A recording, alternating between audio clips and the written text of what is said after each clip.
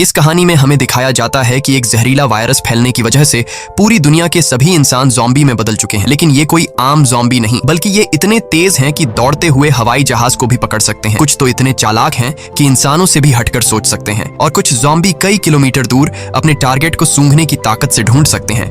लेकिन इस खतरे से घिरी हुई दुनिया में अब सिर्फ 2 ही इंसान जिंदा बचे हैं। क्या ये दोनों सर्वाइव कर पाएंगे या नहीं, जानते हैं आज की इस वीडियो में। कहानी की शुरुआत में हम एक लड़के को देखते हैं जो अपने कमरे में बैठकर टीवी पर कार्टून देख रहा होता है कि तभी अचानक टीवी का सिग्नल चला जाता है और स्क्रीन पर एक इमरजेंसी रिपोर्ट आने लगती है। ये खबर उस लड़के की मुस्कुराहट छीन लेती है। टीवी में बताया जाता है कि दुनिया भर में एक बहुत ही जहरीला वायरस फैल गया है, जिससे इन्फेक्टेड लोग कुछ मिनटों के अंदर भयानक ज़ॉम्बी जैसे बन जाते हैं। ये वायरस बहुत तेजी से फैलता है और पूरी दुनिया इस वायरस की चपेट में आ चुकी है। टीवी में बताया जाता है कि जो भी ये खबर सुन रहा है वो जल्दी से खुद के लिए कोई सेफ जगह देख ले। लड़का ये सब देख ही रहा होता है कि अचानक ऊपर के कमरे से अजीब तरह की आवाज आती है। वो आवाज सुनकर लड़के के गले में सांसें अटक जाती हैं। लड़का धीरे धीरे ऊपर जाकर देखता है तो पता चलता है कि ये उसकी बड़ी बहन का मजाक था। उसके बाद ये दोनों लड़के अपनी माँ के कमरे की तरफ जाते हैं और वहां जाकर ये देखते हैं कि उनकी माँ बहुत परेशान है। वो अपने हस्बैंड को फोन करके इस सिचुएशन के बारे में बताती है। उसका हस्बैंड जो एक पायलट है वो अपने बच्चों और वाइफ को बताता है कि हर तरफ ये वायरस तेजी से फैल रहा है, इसलिए तुम सब घर पर मेरा इंतजार मत करो और जल्दी से किसी तरह करके इस शहर से दूर निकल जाओ। वो अपने बच्चों से कहता है कि परेशान मत हो, तुम्हें कुछ नहीं होगा, तुम्हारी माँ तुम्हें एक सेफ जगह में ले जाएगी। वो अपने हाथ में पहना हुआ लकी ब्रेसलेट अपने बच्चों को दिखाता है, जो कि ये ब्रेसलेट उसकी बेटी एबिगेल ने बनाया था। ये देखकर एबिगेल बहुत खुश हो जाती है। दूसरी तरफ उनकी माँ जल्दी जल्दी से सामान इकट्ठा कर रही होती है। तभी उन्हें बाहर से चिल्लाने की आवाजें सुनाई देने लगती हैं, इसलिए वो जल्दी से अपने दोनों बच्चों को लेकर घर से बाहर निकल आती है। जैसे ही वो कार में बैठने वाले होते हैं, अचानक एक ज़ॉम्बी उन बच्चों की माँ पर अटैक कर लेता है। डर के मारे एबिगेल जल्दी से कार के नीचे छुप जाती है और अपनी आंखों के सामने अपने छोटे भाई और माँ को ज़ॉम्बी के हाथों मरते हुए देखती है। वो ज़ॉम्बी उस छोटी बच्ची को देख नहीं पाता और वहां से चला जाता है। ये छोटी लड़की डर से कांप रही होती है कि तभी वो देखती है कि उसकी माँ भी एक ज़ॉम्बी बन चुकी है। लड़की की माँ अपनी बेटी को देखकर उसकी तरफ बढ़ने लगती है। इससे पहले कि वो अपनी बेटी को मार पाती, ठीक उसी समय पर एक अंकल फरिश्ते की तरह आकर एबिगेल की माँ को मार देता है और एबिगेल को बचा लेता है। थोड़ी देर बाद वो देखते हैं कि एबिगेल का छोटा भाई भी ज़ॉम्बी में कन्वर्ट हो रहा है, इसलिए वो आदमी लड़की को कान बंद करने के लिए कहता है और उसके ज़ॉम्बी बन चुके छोटे भाई को भी गोली मार देता है। अब इसके बाद 10 साल के बाद का सीन दिखाया जाता है और हम देखते हैं कि ज़ॉम्बी वायरस की वजह से इंसानी सभ्यता पूरी तरह से बर्बाद हो चुकी है। कभी रोशनी से चमकने वाले शहर अब वीरान हो चुके हैं और अब तक सारे इंसान या तो मर चुके हैं या फिर ज़ॉम्बी बनकर इधर उधर भटक रहे हैं और सिर्फ 2 ही लोग जिंदा बचे हैं। वो छोटी लड़की एबिगेल जिसे अंकल ने बचाया था, अब वो बड़ी हो चुकी है। उस दिन से लेकर अब तक एबिगेल अंकल जैक की नजरों में पली बढ़ी और जैक ने उसे ट्रेन करके ज़ॉम्बी से लड़ना सिखा दिया है। उस दिन अगर उसकी लाइफ में जैक नहीं आता तो एबिगेल अब तक मर चुकी होती, इसलिए एबिगेल जैक को अपना पिता मानती है। इतने सालों तक जंगल में अकेले रहने के बाद एबिगेल को बहुत ही लोनली महसूस हो रहा होता है। उसकी सबसे बड़ी इच्छा है कि उसे कोई इंसानी बस्ती मिल जाए जहां वो लोगों के साथ मिलकर रह सके, लेकिन जैक को लोगों के बीच रहना बिल्कुल भी पसंद नहीं। रात को जब वो दोनों जंगल में कैंप लगाकर सो रहे थे, तभी किसी की आवाज से जैक की आंख खुल जाती है। वो धीरे से अपने कैंप से बाहर निकलकर देखता है कि तभी एक ज़ॉम्बी जैक पर हमला कर देता है, लेकिन जैक लगातार गोलियां चलाकर उसे मार देता है और एबिगेल भी वहां पर पहुंच जाती है। इन दोनों को पिछले 10 सालों से जंगल में ज़ॉम्बीज का शिकार करते हुए इतना एक्सपीरियंस तो हो गया था कि ज़ॉम्बी झुंड बनाकर एक साथ मिलकर रहते हैं। वह समझ जाते हैं कि आसपास और भी जरूर ज़ॉम्बीज होंगे, इसलिए वो जल्दी यहाँ से निकलने की तैयारी करने लगते हैं और घोड़े पर बैठकर निकल जाते हैं। तभी रास्ते में उनके घोड़े हिनहिनाने लगते हैं। जैक समझ जाता है कि खतरा नजदीक है। दोनों चारों तरफ देखते हैं तो दूर एक जीप ज़ॉम्बी से गिरी हुई दिखाई देती है, जहाँ एक नॉर्मल इंसान खुद को ज़ॉम्बी से बचा रहा था। अब वैसे भी दुनिया में इंसान बहुत ही कम बचे थे, इसलिए अब इन दोनों को हर हाल में उस आदमी को ज़ॉम्बी से बचाना था। जैक एबिगेल के निशाने का टेस्ट भी लेना चाहता था, इसीलिए वो एबिगेल से कहता है कि तुम इस आदमी को बचाओगी ताकि पता चले कि वह पूरी तरह से ट्रेन हो चुकी है या नहीं। जैक उससे कहता है कि सुकून से टारगेट को निशाने पर करो और फिर उसे शूट कर दो, लेकिन एबिगेल जल्दबाजी में गोली चला लेती है, जिससे वो गोली ज़ॉम्बी के साथ साथ उस सर्वाइवर को भी लग जाती है। ये देखकर जैक एबिगेल पर काफी गुस्सा करता है, जिसके बाद वो दोनों इंसान के पास जाते हैं। वो देखते हैं कि यह आदमी अब बच नहीं सकता, इसलिए जैक उसे खुद ही मार देता है ताकि अगर उसे ज़ॉम्बी ने काटा हो तो वो दोबारा जिंदा न हो जाए और हमारे लिए खतरा न बने। उसके बाद वो दोनों उस मरे हुए आदमी की कार से जरूरत की सारी चीजें लेने लगते हैं। जैक मरे हुए आदमी के जूते ले लेता है और जैसे ही वह उन जूतों को पहनता है, तभी वहां मरे हुए आदमी के और साथी भी आ जाते हैं और बहुत सारे हथियारबंद लोग उन्हें घेर लेते हैं। एक बंदा जब मरे हुए इंसान के जूतों को जैक के पैरों में देखता है तो उन्हें शक होने लगता है कि उन्होंने सामान लूटने के लिए उनके साथी को मारा है। जब ये लोग जैसे ही इन दोनों को मारने लगते हैं, तभी एक प्रेग्नेंट लेडी कार से उतरती है और अपने साथियों से इन दोनों को छोड़ने के लिए कहती है। तभी काला घोड़ा फिर से इन्हें वार्निंग देता है और अगले ही पल दूर जंगल से तेज आवाजें आने लगती हैं। बहुत सारे ज़ॉम्बी तूफान की तरह चारों तरफ से उनकी ओर बढ़ने लगते हैं। वो लोग इतने तेज रफ्तार से आते हैं कि उन्हें भागने का मौका नहीं मिलता, इसलिए हथियार निकालकर वही मुकाबला करते हैं। यहाँ सबके पास हथियार तो थे मगर ज़ॉम्बी की तादाद काफी ज्यादा थी, इसलिए वो एक एक करके ग्रुप के बहुत से लोगों को काट लेते हैं। बचे हुए लोगों के पास छुपने की कोई जगह नहीं होती और जल्द ही यह बहुत ही कम लोग बच जाते हैं। एक मजबूत आदमी बदकिस्मती से ज़ॉम्बी के काटने का शिकार हो जाता है, इसलिए वह खुद को गोली मारना चाहता है, लेकिन उसकी बंदूक में गोलियां खत्म हो जाती हैं। अब उन्हें पता चल चुका था कि वो उनसे लड़ नहीं पाएंगे, इसलिए एबिगेल प्रेग्नेंट लेडी को लेकर गाड़ी में बैठाती है। गाड़ी में प्रेग्नेंट लेडी का हस्बैंड भी बैठा होता है और जैक गाड़ी स्टार्ट करके जल्दी से वहां से निकल जाते हैं। पूरे ग्रुप में अब ये सिर्फ 4 लोग ही बचे थे, बाकी सब ही ज़ॉम्बीज के शिकार हो चुके थे। एक काले चेहरे वाला ज़ॉम्बी अपने साथियों को मरा हुआ देखकर बहुत ज्यादा गुस्सा हो जाता है। उधर ये चारों ज़ॉम्बीज से जान छुड़ाकर गाड़ी में सफर कर रहे होते हैं। रास्ते में जैक पीछे बैठी लेडी से पूछता है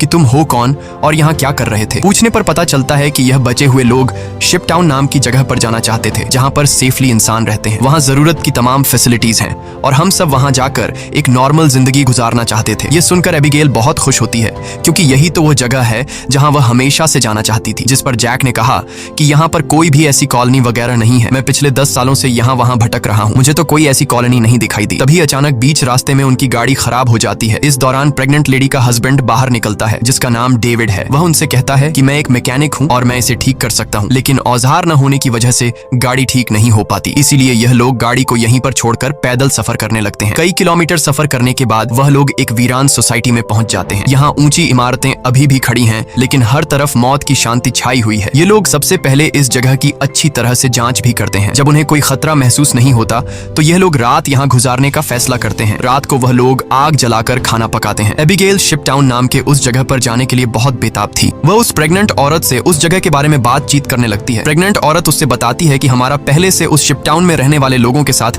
रेडियो पर कांटेक्ट हो चुका है। वह एक बहुत ही खूबसूरत जगह है जहां हम आजादी से रह सकते हैं। ये बातें सुनकर एबिगेल की आंखों में चमक उठी। दूसरी तरफ जैक बाहर चारों ओर जाल बिछा देता है ताकि अगर वह लोग सो भी जाए तो खतरा करीब होने पर फौरन पता चले। जैक अंदर आकर एक मैप निकालता है और सबको समझाता है कि वो मेगन और डेविड को कुछ दूर तक पहुंचाएगा और उसके बाद दोनों अलग अलग रास्ते पर चले जाएंगे। लेकिन एबिगेल जैक के इस फैसले से खुश नहीं थी। वह जैक के पास जाकर उससे बहस करती है कि डेविड अपनी प्रेग्नेंट वाइफ को उस जगह तक सेफली नहीं पहुंचा पाएगा, इसलिए हमें उनके साथ चलना चाहिए। जैक कहता है हमें समझदारी से काम लेना चाहिए। देखो, जहां लोग ज्यादा होते हैं वहां पर खतरा भी ज्यादा होता है। लेकिन एबिगेल जैक के इस फैसले से नाराज होकर चली जाती है। हालांकि दोनों को ये नहीं पता होता कि वह काले चेहरे वाला ज़ॉम्बी उनकी गाड़ी को सूंघते हुए वहां तक पहुंच चुका है। अगली सुबह एबिगेल छत पर बैठकर अपने बचपन की फोटोज देख रही होती है कि अचानक नीचे पेड़ों से सरसराहट की आवाज आती है। वह समझ जाती है कि ज़ॉम्बी अंदर आ गए हैं और सबको वार्निंग देने के लिए नीचे दौड़कर जाती है कि तभी रास्ते में एक ज़ॉम्बी भी उसके पीछे लग जाता है। एबिगेल खुद को बचाते हुए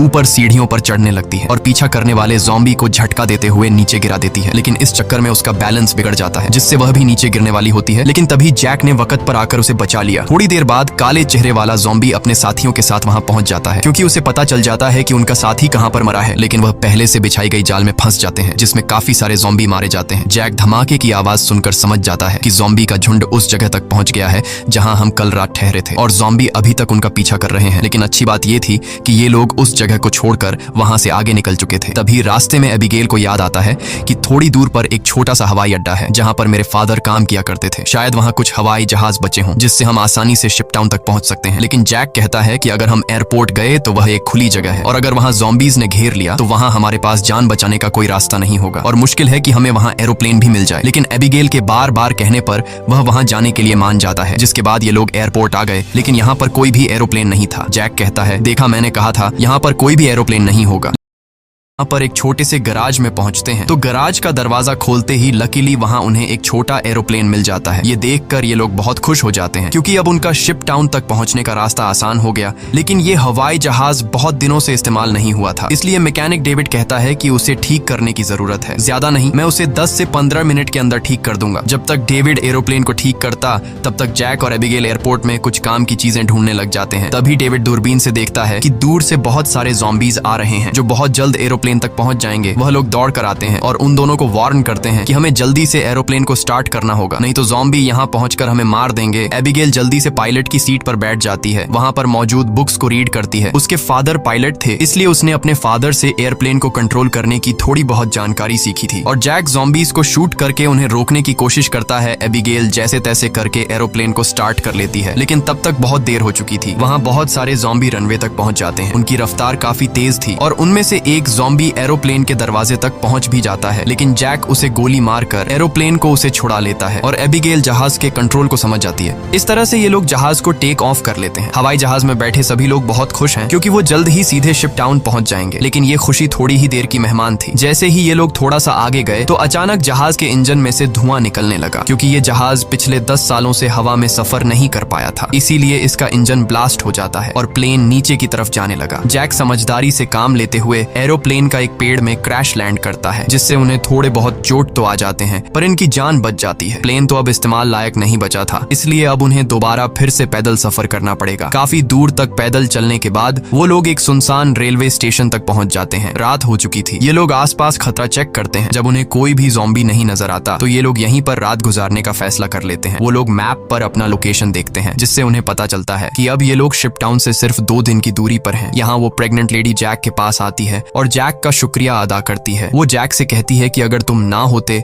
तो हम कभी भी यहाँ तक नहीं पहुंच पाते। ये सुनते हुए जैक को भी मैगन से हमदर्दी होने लगी। वो उसे अपनी स्टोरी सुनाता है कि आज से 10 साल पहले जब ये ज़ॉम्बी वायरस शुरू हुआ था तो उसे सबसे पहले अपनी पत्नी को जान से मारना पड़ा, क्योंकि वो उसे काटने आ रही थी। इसीलिए तब से लेकर आज तक उसके अंदर का इंसान कहीं मर सा गया है। अब इस दुनिया में सिर्फ उसके पास एबिगेल ही है जिसे वो हर एक कीमत पर जिंदा रखेगा।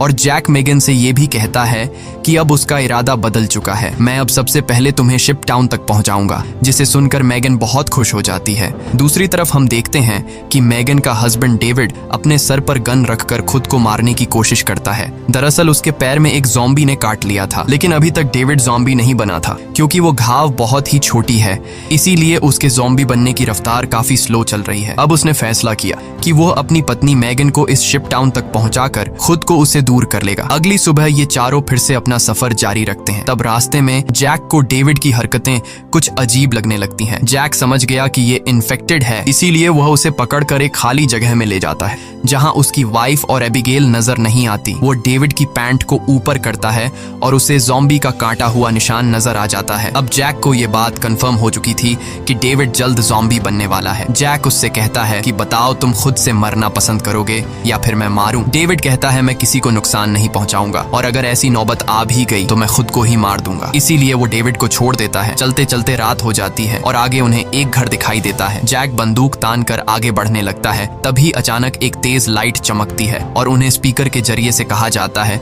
कि अपनी वेपन्स नीचे रख दो, वरना गोलियों से छलनी कर दिया जाओगे। अब उन्हें पता चल जाता है कि अंदर कोई इंसान ही है। एबिगेल आगे बढ़ती है और कहती है कि हमारा यहाँ आने का मकसद किसी को नुकसान पहुंचाना बिल्कुल भी नहीं है, बस हमें मदद चाहिए। तभी उस घर का मालिक बाहर आता है। वो कहता है कि तुम लोगों को यहाँ ढेर सारा खाना और रात गुजारने दिया जाएगा, मगर एक शर्त पर, तुम सबको अपनी बंदूकें बाहर ही छोड़नी होंगी। जब ये लोग अपने वेपन्स बाहर छोड़ देते हैं तो वो आदमी उन्हें घर के अंदर ले जाता है। ये आदमी सबको घर के अंदर वेलकम करते हुए बताता है कि मैं एक साइंटिस्ट हूँ, मैं यहाँ पर अकेला रहता हूँ। अगर मैं चाहता तो यहाँ से जा सकता था, लेकिन ऐसी जगहों पर मुझे रिसर्च करने में आसानी होती है। यहाँ वो इन सबको बहुत अच्छा खाना देता है, जिसे वो सब देखकर हैरान रह जाते हैं, क्योंकि ऐसा खाना उन्होंने काफी लंबे अरसे से नहीं खाया था। वो लोग खाने पर टूट पड़ते हैं। खाना खाने के बाद वो साइंटिस्ट इन लोगों के लिए ड्रिंक्स भी लाता है। वो सब बहुत खुश थे, क्योंकि इतने दिनों बाद सबको आराम से बैठकर बातें करने का मौका मिलता है। लेकिन साइंटिस्ट की बातें सुनते हुए उन्हें कुछ अजीब लगता है। साइंटिस्ट कहता है कि देखो, ये जो वायरस फैला है वैसे तो ये बहुत बुरी चीज है, लेकिन दूसरी तरफ इससे इंसान अपग्रेड भी हुए हैं, जैसे कि कमजोर इंसान खत्म हो जाएंगे और जो ताकतवर होगा वो ज़ॉम्बी बनकर जिंदा रहेगा। वो कहता है कि ज़ॉम्बी सिर्फ खाने के लिए जीते हैं ना कि तरक्की के लिए, इसलिए ज़ॉम्बीज को दुनिया पर राज करना चाहिए। ये सुनकर उन चारों को बहुत ही अजीब लगने लगता है। तभी डेविड को अपनी तबीयत ज्यादा खराब लगती है और वो बाथरूम में जाता है। है। बाथरूम जाकर वो शीशे में देखता है कि उसके बॉडी में वायरस पूरी तरह से फैल चुका होता है। जब डेविड वापस हॉल में आता है तो देखता है कि जैक और बाकी लोग बेहोश पड़े हैं। दरअसल साइंटिस्ट ने शराब में बेहोशी की दवा मिला दी थी। ये देखकर डेविड साइंटिस्ट पर हमला करने लगता है कि तभी साइंटिस्ट अपने हाथ में पकड़े हुए एक डिवाइस का बटन दबा देता है। डेविड को अचानक बहुत कमजोरी महसूस होती है और वो जमीन पर गिर जाता है। साइंटिस्ट कहता है कि इस डिवाइस को मैंने सालों की मेहनत के बाद बनाया है, जिससे मैं दुनिया के किसी भी कोने में जा सकता हूँ और इस डिवाइस की मदद से ज़ॉम्बी मेरा कुछ भी नहीं बिगाड़ सकते। साइंटिस्ट ने एक ऐसा डिवाइस बना लिया था जिससे वो ज़ॉम्बीज को कंट्रोल कर सकता था, यानी कि अब वो पूरी दुनिया का राजा बनकर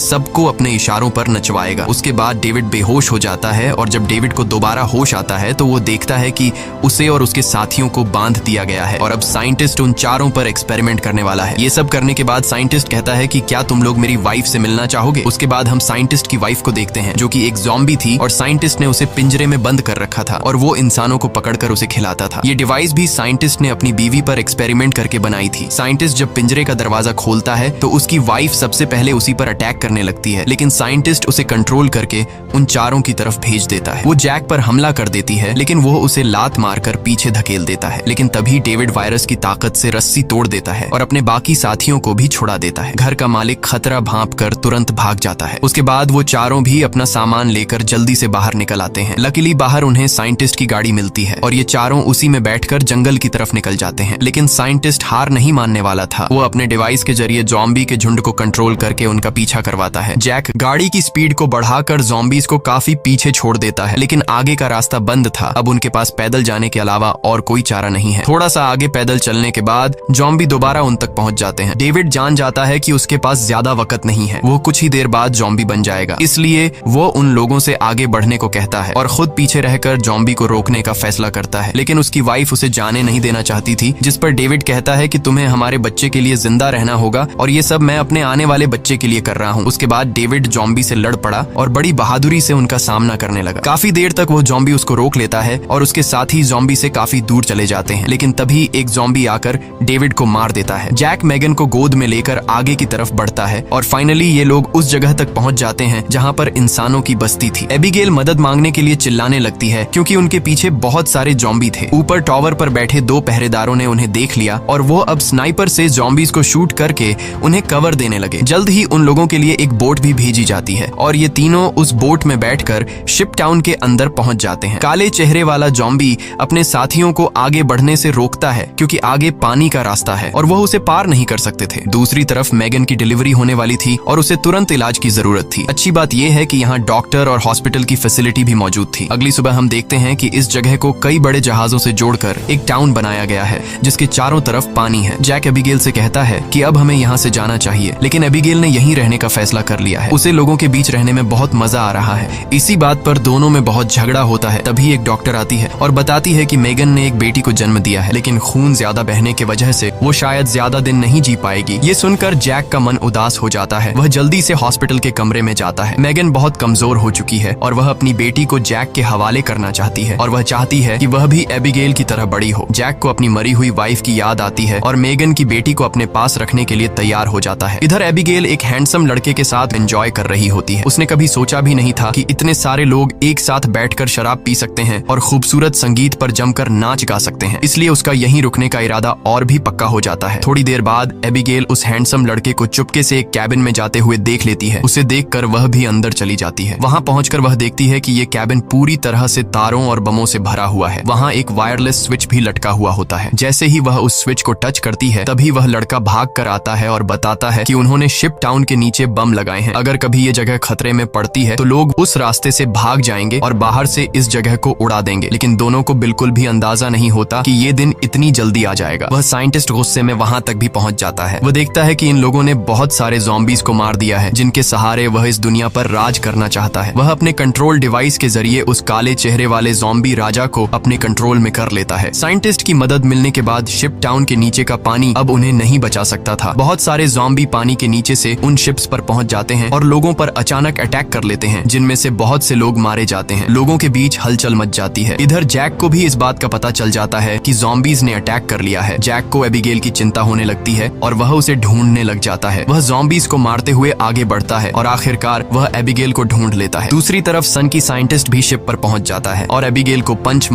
होता है। ये देखकर जैक गुस्से में आकर साइंटिस्ट की तरफ दौड़ने लगता है कि तभी एक ज़ॉम्बी बीच में आकर उसे धक्का देकर नीचे टैंक में फेंक देता है और वहाँ वह साइंटिस्ट भी पहुंच जाता है और जैक से बदला लेना चाहता है। वह जैक को लात मारकर गिरा देता है, लेकिन जैक को पता था कि साइंटिस्ट से लड़ना फुदूल है, इसीलिए वह साइंटिस्ट पर हमला करके उसके हाथ में लगे डिवाइस को दीवार से मारकर तोड़ देता है। अब साइंटिस्ट के पास ज़ॉम्बीज को कंट्रोल करने की पावर नहीं रही, जिसके बाद बूढ़ा साइंटिस्ट जल्द ही ज़ॉम्बी का शिकार बन जाता है। अच्छी बात यह थी कि इस कैंप में पहले से ही भागने का रास्ता बना हुआ था। बहुत सारे बचे हुए लोग सुरंग के रास्ते नदी के दूसरे किनारे पर पहुंच जाते हैं। जब वह बम चालू करने वाले होते हैं तो वह हैंडसम लड़का बटन नहीं दबाता, क्योंकि एबिगेल अभी भी शिप पर है। अब जैक और एबिगेल बाहर की तरफ भागने लगते हैं, लेकिन पीछे से ज़ॉम्बी राजा एबिगेल को पकड़ लेता है। तभी जैक तेजी से उस ज़ॉम्बी को लकड़ी से सर पर मार देता है, जिससे वह पीछे गिर जाता है। अचानक एबिगेल की नजर गलती से उस ज़ॉम्बी राजा के हाथ में बंधे ब्रेसलेट पर पड़ती है। ये वही ब्रेसलेट था जो उसने बचपन में अपने हाथों से अपने पिता के लिए बनाया था। वह समझ जाती है कि ये ज़ॉम्बी उसके पिता हैं, लेकिन अब वह इंसान नहीं बल्कि ज़ॉम्बी बन चुका था। यहाँ पर जैक उसे हाथ से पकड़कर जबरदस्ती खींचकर भागने को कहता है। वह हैंडसम लड़का दोनों को भागते हुए देखकर तुरंत वायरलेस रिमोट का बटन दबा देता है और पूरा शिप टाउन राख में बदल जाता है। हालांकि इन सब की लड़ाई भी खत्म नहीं हुई थी। कैंप का सरदार अपनी गर्दन पकड़कर आता है, क्योंकि लड़ाई में उसे ज़ॉम्बी ने काट लिया था। वायरस के फैलने से पहले ही काले चेहरे वाले ज़ॉम्बी ने उस पर हमला कर दिया। हैरानी की बात यह थी कि ज़ॉम्बी राजा भी धमाके में बच गया था। जैक तुरंत दौड़कर उस ज़ॉम्बी राजा से लड़ने लग जाता है, लेकिन जैक ज़ॉम्बी राजा के सामने कमजोर पड़ रहा था। इसीलिए एबिगेल जमीन से बंदूक उठाती है और ये जानते हुए भी कि सामने खड़ा ज़ॉम्बी राजा उसका पिता है, लेकिन वह उसे पालने पोसने वाले जैक को मार रहा था। इसलिए एबिगेल बिना सोचे समझे उस काले चेहरे वाले ज़ॉम्बी राजा को गोली मार देती है, क्योंकि अगर वह उसे गोली नहीं मारती तो वो ज़ॉम्बी राजा वहां पर मौजूद सब लोगों को मार देता। उसके बाद जैक और एबिगेल गले लगते हैं और अब जैक, एबिगेल और बचे हुए लोग दूर समुद्र में एक सुनसान द्वीप की तरफ देखते हैं और वहीं एक नई इंसानी बस्ती बसाने का फैसला करते हैं। इसी के साथ ये कहानी खत्म हो जाती है। अगर वीडियो आपको अच्छी लगी हो तो हमारे चैनल को सब्सक्राइब और वीडियो